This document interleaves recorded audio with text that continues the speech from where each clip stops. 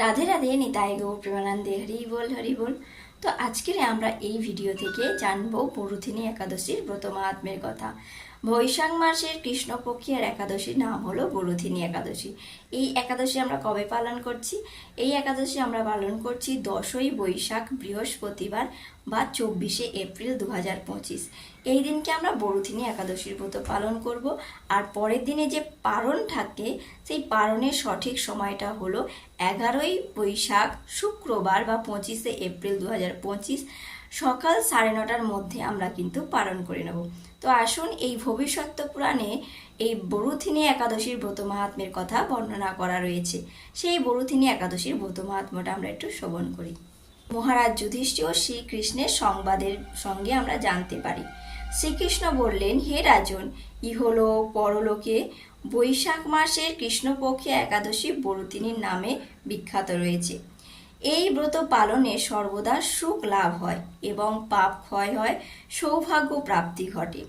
দুর্ভাগা স্ত্রীলোক এই ব্রত পালনে সৌভাগ্য লাভ করতে পারে। ভক্তি ও মুক্তি প্রদায়নকারী এই ব্রত সর্বপাপ হরণ এবং গর্ভবাস যন্ত্রণা থেকে মুক্ত হয়। এই ব্রতের প্রভাবে মান্ধাতা, ধুন্ধুমার আদি রাজারা দিব্য ধাম লাভ করেছেন।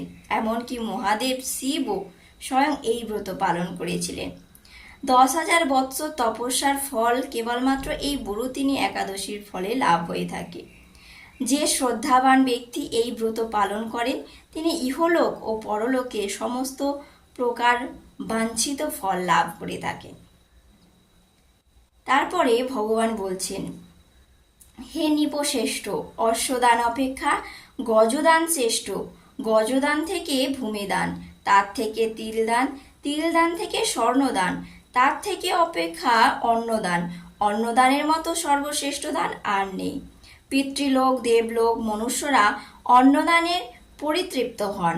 পণ্ডিতেরা কন্যাদানকে অন্নদানের সমান বলে থাকে। স্বয়ং ভগবান গোদানকে অন্নদানের সমান বলেছেন। আবার এই সমস্ত প্রকার দান থেকেও বিদ্যাদান সর্বশ্রেষ্ঠ।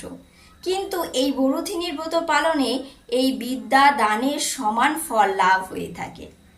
আবার বলা হয়েছে, পাপমতী যে সমস্ত মানুষ কন্যা উপার্জিত অর্থে জীবন ধারণ করে, পুণ্য ক্ষয়ে তাদের নরক যাতনা ভোগ করতে হয়। তাই কখনো কন্যার উপার্জিত অর্থ গ্রহণ করা উচিত নয়। যে ব্যক্তি বিভিন্ন স্বর্ণ অলঙ্কার সহ কন্যাদান করে থাকে, তার পুণ্যের হিসাব স্বয়ং চিত্রগুপ্ত করতে অসমর্থন হয়। কিন্তু এই বরুথিনী ব্রত পালনকারী কন্যাদান থেকেও বেশি ফল লাভ করে থাকে। যে ব্রতকারী ব্যক্তি যদি দশমীর দিনে কাঁসার পাত্রে ভোজন, মাংস, মসুর, ছোলা, যেহেতু যে সমস্ত ভক্তরা একাদশী করছে তারা সকলেই জানে যে কি কি করতে হয়, কি খেতে নেই, কি করতে হয়, সে সমস্ত কিছু জানে। তবুও এখানে উল্লেখ করা হয়েছে যে সমস্ত ব্যক্তিরা ব্রত করবেন, দশমীর দিনে কাঁসার পাত্রে ভোজন, মাংস, মসুর, ছোলা, শাক, মধু, অন্যের প্রদত্ত অন্ন, 2 বার আহার, মৈথুন পরিত্যাগ করতে হবে।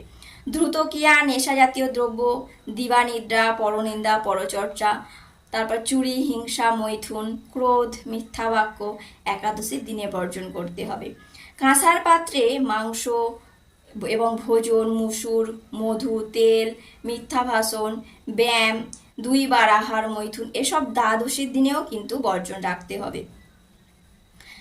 হে রাজন, এই বিধি অনুসারে বরুথিনীর ব্রত পালনে সকল প্রকার পাপের বিনাশ হয় এবং তার ফলে কি হয়? অক্ষয় গতি লাভ হয়। যিনি হরিবাসরে রাত্রি জাগরণ করে ভগবান শ্রী জনার্দনের পূজা করেন, তিনি সর্ব পাপ থেকে মুক্ত হয়ে পরম গতি লাভ করেন। তাই সূর্যর পুত্র যমরাজের যাতনা থেকে পরিত্রাণ পাওয়ার পরম যত্নে এই একাদশী ব্রত পালন করা কর্তব্য। বরুথিনী একাদশীর ব্রত কথা শ্রদ্ধা সহকারে যে পাঠ ও শ্রবণ করবে, সহস্র গ্রহদানের ফল লাভ হয় এবং সর্বপাপ থেকে মুক্ত হয়ে বিষ্ণু লোকে গতি হয়। তো আসুন আমরা সকলে মিলে এই একাদশীর ব্রত এই শুধু বরুথিনী একাদশী নয়, প্রতিটা একাদশীর ব্রত আমরা পালন করি এবং যে সমস্ত বিধি নিয়মগুলো বলা হয়েছে সেগুলো আমরা প্রতিটা একাদশীতেই মানার চেষ্টা করব। এমনকি প্রতিদিনই যদি আমরা বিধি নিষেধগুলো মেনে চলতে পারি তাহলে খুবই ভালো হয়। তো আসুন আমরা এই বরুথিনী একাদশী পালন করছি, আর পালনটাও সঠিক সময় করে নিচ্ছি। আসছে আমরা নেক্সট ভিডিওতে। আমরা সবাই ভালো থাকুন, সুস্থ থাকুন। নিতাই গৌর হরি গৌর।